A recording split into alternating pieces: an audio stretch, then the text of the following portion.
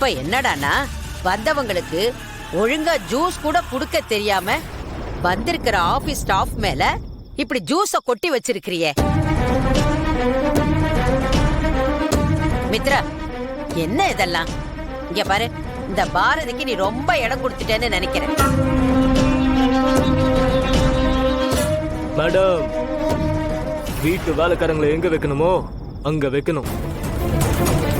இவங்களை இந்த மாதிரி பொறுப்பு இல்லாம இருக்க விட்டா இவங்க வழிக்கு வர மாட்டாங்க. 2 அடி போட்டு எப்படி வேலை செய்யணும்னு சொல்லி கொடுக்கணும். இப்ப நான் சொல்லி கொடுக்குறேன் பாருங்க.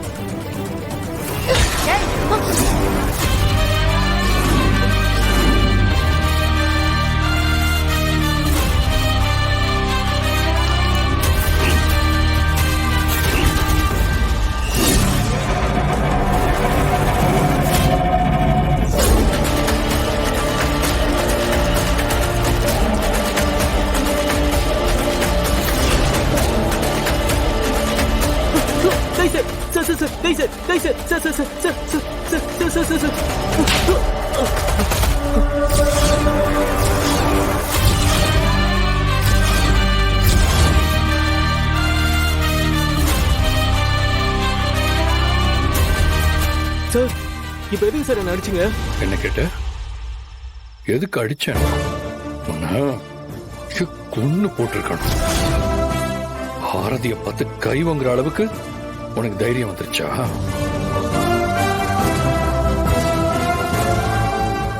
சார், அவங்க இந்த வீட்டு வேலைக்காரி தானே சார்.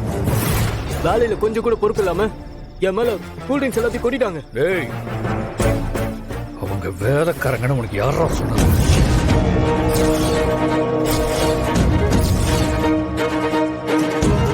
தொலைச்சிருவ ராஸ்கல். ஏற்கனவே உன் விஷயத்துல எனக்கு பெரிய குழப்பம் இருக்கு. அன்னைக்கு நீ டிராமா பண்ணி என்கிட்ட இருந்து தப்பிச்சிட்ட. பாரதி ஒர்க் பண்ற அதே கம்பெனில தான் நீ சாதாரண கிளர்க் வேலை பாக்குற. உனக்கு அந்த வேலை எப்படி கிடைச்சதுன்னு ஞாபகம் இருக்கா? உனக்கு இருக்காது.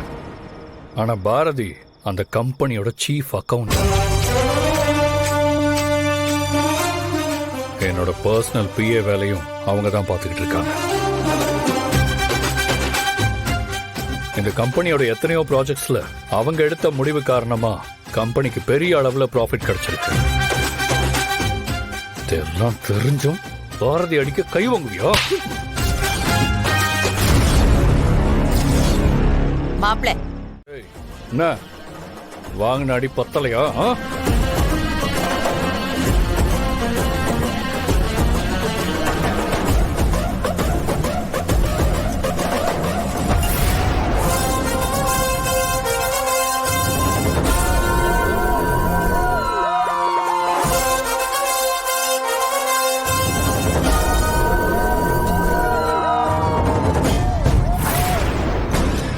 எல்லாரும் முன்னாடியும் என்ன அடிச்சு அசிங்கப்படுத்திட்டல்ல.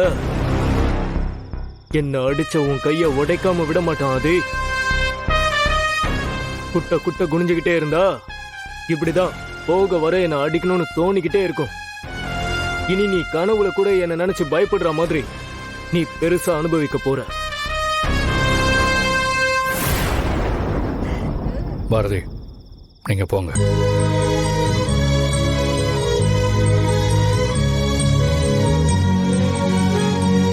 சாரி, நீங்க எல்லாரும் டின்னர் கண்டினியூ பண்ணுங்க ப்ளீஸ்.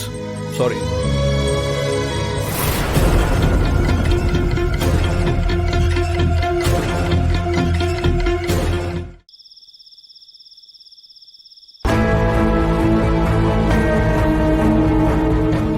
நல்லா கேட்டுக்கோங்க, பாரதி வேலைக்காரி கிடையாது.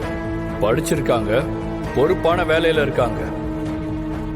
அவங்க யாருன்னு நான் திரும்ப திரும்ப சொல்லிக்கிட்டு இருக்க மாட்டேன். எல்லாருக்கும் புரியும்னு நினைக்கிறேன்.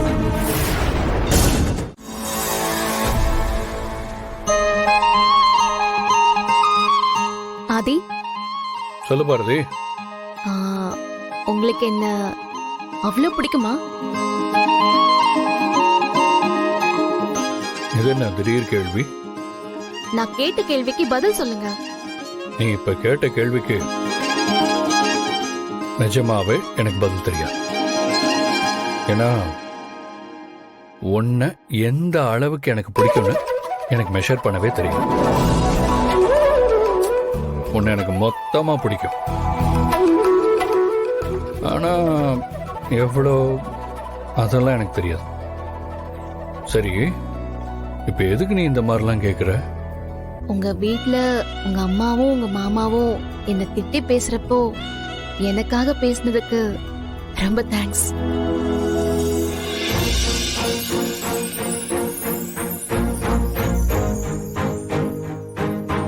இங்க பாரு, நீ என் பொண்டாட்டி. உன்னை யாருக்காகவும் எதுக்காகவும் நான் விட்டு கொடுக்க மாட்டேன். நீ என்னோட தேவதை. உன்னை பார்க்கிறப்பெல்லாம் என் மனசுக்குள்ள பட்டாம்பூச்சி பறக்கும். உங்ககிட்ட என் காதல சொல்ற வரைக்கும் நான் எவ்வளவு தவிச்சு போயிருந்தேன்னு உனக்கு தெரியாது. ஆக்சுவலி எனக்கு இந்த முன்ஜென்மம் இதுலெல்லாம் பெருசா நம்பிக்கை இருந்ததில்ல.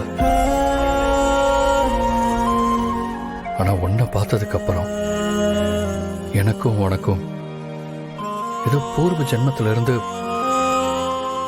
ஒரு கனெக்ஷன் இருந்திருக்கு. அதனாலதான் உன்னை பார்த்ததும் எனக்கு ரொம்ப பிடிச்சு போச்சு.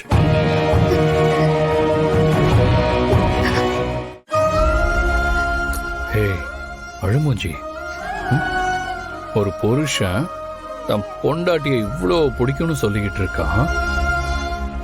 சந்தோஷமா இருக்காம இப்படி அழுதுட்டு இருக்கிய?